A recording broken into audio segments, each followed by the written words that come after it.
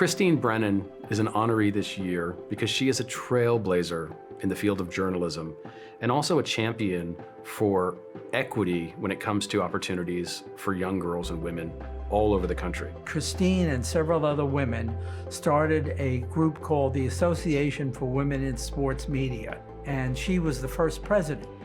It gave women an opportunity and a goal to reach that many did not have before Christine Brennan. It changed the whole face of American sports. Christine had to actually build her place, not just, it wasn't given to her. And also starting the road for others to follow behind her. And that's what you want. You know, you don't want to just have it for yourself. You want it for the future generations. And that's what Christine cares about. Christine Brennan, the professionalism and the sincerity that she brings to her craft are inspirational. The challenges that I think are faced for women in sports is definitely just getting to that point of being completely equal. And I think my aunt has done a really good job of bringing those to light and having those be the head story on CNN or the Washington Post. I remember one time distinctly, Christine came into my office, closed the door, and she said, "We should cover the Washington Post, the US Women's Open this week." And you know, it wasn't on the top of my list, and I heard her out, and I said, "All right, Christine, you do it." And you know, she did. She always had a sense of what was important, and she followed that through. I think Christine Brennan embodies the pioneering spirit and the fearlessness that most girls have had to really embrace in order to be successful over the last 50 years when it comes to sports. And Title IX was a significant milestone achievement in that journey. Title IX has changed things for women in sport. We don't have to fight so hard just to be there. If you have to fight so hard just to be there, it takes away your energy to fight so hard to get better at things. Now we have female athletes who are household names. I'm from Afghanistan. I came here when I was 11. When I first came here, I was made fun of and bullied. But now, in here in Alex Boxing, I've learned to accept who I am and show people that I can do more. Life before Title IX was basically a struggle for women to be athletes. Most of us competed outside the school system in clubs. There was challenges right from the beginning when they wanted to weaken it. What Christine has done is she brings it to light to make sure that we oversee it, that we keep it strong. You need people like that in this world. Nobody deserves such an award more than Christine Brennan.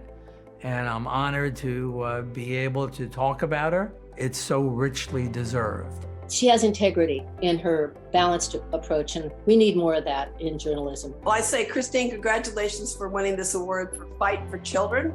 You deserve it more than anyone ever. Thank you for keeping us honest and truthful. I just want to say thank you for being such a positive impact on my life and showing me that I can always do whatever I want to. I can't imagine my life without you.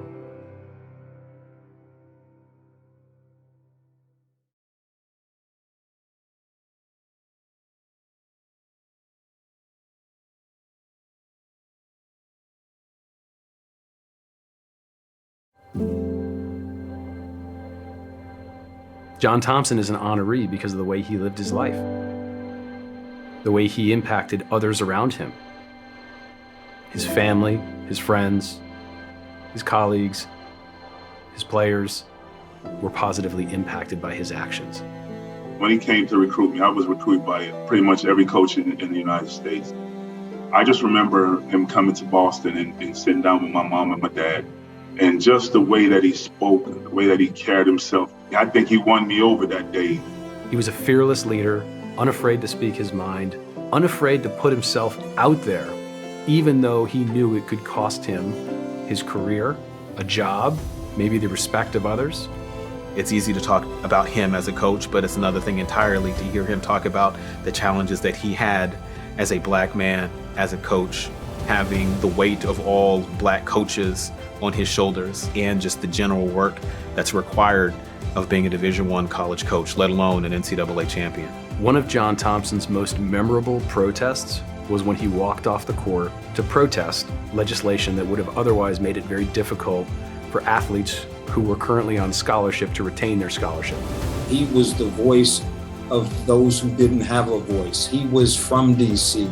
It meant a lot to him. It was using sport as the vehicle for understanding that there was more to life. For me, it's the education. His stress on education has been incredible. I've mentored a lot of the basketball players over the years, and you can see the importance of education and academics, and that really stems from Coach Thompson. When you used to walk into his office, he literally had a deflated ball on his desk, and the ball was there to really signal to people around the program, you should not tie up your full identity in the game of basketball. He always used to tell us that at some point the ball is going to stop bouncing. You never know what's going to happen. You could get injured today, tomorrow, and it's all about setting yourself up for your next opportunity, the next phase in your life. I had some teammates who went from playing here at Georgetown to working on Wall Street. For me, it's here coaching. He used to drive around the city and drop off his business cards to different people. And then he also had a security at Georgetown that worked at Georgetown but knew all the club people. So he knew like when his players were staying out late night, what clubs they were going to, how late they were staying out. It's because he cared about them as people. All of our success is because of Coach Thompson. Naturally, we have our talents. All of us who played here, we all came here because of our talents. But with the captain of the ship was definitely Coach Thompson. The award is so appropriate for someone like him who was a pioneer, who touched people so far beyond any game. I can see myself in him, and I just love learning from him. Thank you for everything that you've done to help me to be the person that I am today. Thank you for this opportunity to be back here at Georgetown coaching my alma mater, because if it wasn't for him, I would not be here. Sports for social change doesn't mean something without the background stories. Jon's personal story and his life was largely an inspiration for this event coming to life. Whether you were one of his players, one of the students on campus, one of his colleagues, one of his coaches, or one of his family members, he had impact on everyone around him. The journey getting there is far more significant than once you get there. And I think you know the joys, the disappointments, and all the things that you have to do in order to be successful yourself. And you know the kids that you've been involved with and what they've had to go through to do it.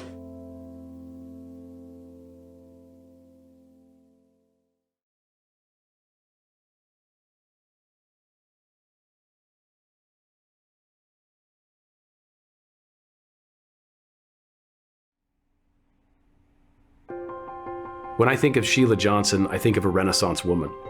I think of someone who, despite odds being against her, achieved enormous amounts of success, constantly breaking the barrier and paving the way for others to follow in her footsteps. She not only started the first Black entertainment television network, but since then she has become the only African-American female owner in the entire world of professional sports to have 3 ownership stakes. When Sheila came on board, she became the face of the Mystics and president of the Mystics. And I think it's very important because the league is on the rise. And I think it's really important for these women's professional sports leagues because it shows young girls like, hey, I can do this. We didn't have that growing up. The impact that sports can have on a young person's life is incredibly important. Sheila's deserving of the award for how she really has been representative of African-American women becoming owners, becoming absolute industry leaders in sports and entertainment. She's a trailblazer, I believe, not just because of her tremendous creativity and creative spirit, but her practical approach to things, her willingness to take a risk. As a role model, as a symbol of where young people, to what young people should aspire, she is it. She is absolutely one of our pillars. She's competitive. She wants, to win. And part of her thing when I was hired is that, can you help us win a championship? Can you make us the best organization in the WNBA? And she wants that for us. She started the Lady Salamanders soccer team to help women who were previously incarcerated or who had issues with drug recovery. Sheila Johnson epitomizes the notion that to whom much is given, much is expected. We need to, as a society, constantly be focused on how to level the playing field, how to make sure that everyone has an opportunity. She really has been able to recycle that goodwill, those dollars, that platform, that reach to the benefit of young people. And that's what Fight for Children was essentially established to do. SHEILA has spent a large part of her adult life giving back to other people, whether it's, on a personal one-on-one basis or on a financial basis. And that's a great thing to see, that somebody who has made a success of their own life wants to share that with other people. I'm not surprised that Fight for Children is recognizing SHEILA and connecting with her, because what she has done her entire life resonates with their mission, which is to give resources, to give exposure, and let people thrive. She wants to see young people succeed. She wants to see, underserved, underprivileged people in particular have a chance to get the things that maybe they wouldn't normally get. She's the epitome of grit and gumption and stick-with-itness, and can achieve whatever she sets her mind out to do.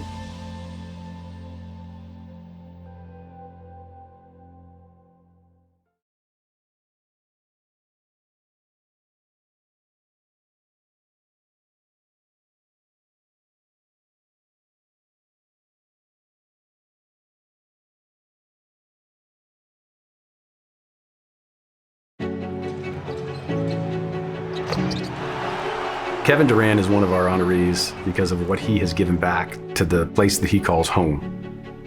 I think what I admire most about Kevin Durant is that he refuses to be defined by someone else's vision of what he should be as a basketball player. At every stage of his career, with every encore basketball achievement, we've also leveled up philanthropically. I feel empowered to have the support of a genuine person who just has such a big heart. He's one of the smartest, most empathetic and talented people I've ever met. He's got that gift in such an incredible capacity, so much bigger than basketball, that I hope for the rest of his life he just follows what's in his heart. When young people in particular see my son, what I hope they see is not just the skill of basketball, but the character of a person, the hard work, the dedication, the commitment, the perseverance, the failures. I think it's important for them to see all of that. Raising my sons in Prince George's County was familiar to me because I was raised in Prince George's County. And so I knew some of the ills and danger that was in the area. The rec center had always been there. I knew that that was a safe place in the community. I could leave my children there, let them have their time to grow and to mature and play basketball. The reason why he continues to give back to the community, because he knows that he didn't do it alone. It was by faith, and it was by the willingness of others to sacrifice for his success. We are currently at the Durant Center. This is the place where all of our dreams and visions for our impact in the community starts. The way that we work here at the foundation is really about impact. An example is this center. The Durant Center is a place for everyone to envision their future, learn how to code, to build an app. It's really a place for everyone to come learn and figure out what they want to do with their lives. We partnered with this program called College Track. Kevin was blown away by just the sense of community and empowerment he saw. What I really like is the vibe of it. It feels like another family or home that I can come to. Kevin Durant inspires me because he's also from this same area that I'm growing up in right now. He didn't let his past determine his future. I'm really grateful for the opportunity he's given me. He's extremely talented and inspiring, and I'm just grateful for what he does. Kevin Durant inspires me to give back to my community, because without College Track that he gave to us, I would not be where I am today. I remember one of the things he said to me, Mom, it's not just getting out of the community. Making it is being successful and then helping your community to be successful. And that's what means so much to me. Remaining in the community, being a part of the community, and letting the community know that we have not forgotten who we are, where we've come from, and the impact that we can have. When he partners with like-minded people, the success is exponential. The partnership and the collaboration with Fight for Children and Kevin Durant is teaching children that there has to be an awareness for your impact in society, and how you do that through sports is you build the character of the person. This game has been such a gift for him that in return, he has to give back to so many people. And he's also not allowed it to limit him to do anything, to limit him to say anything. And I think that's the perfect kind of representation of what that means.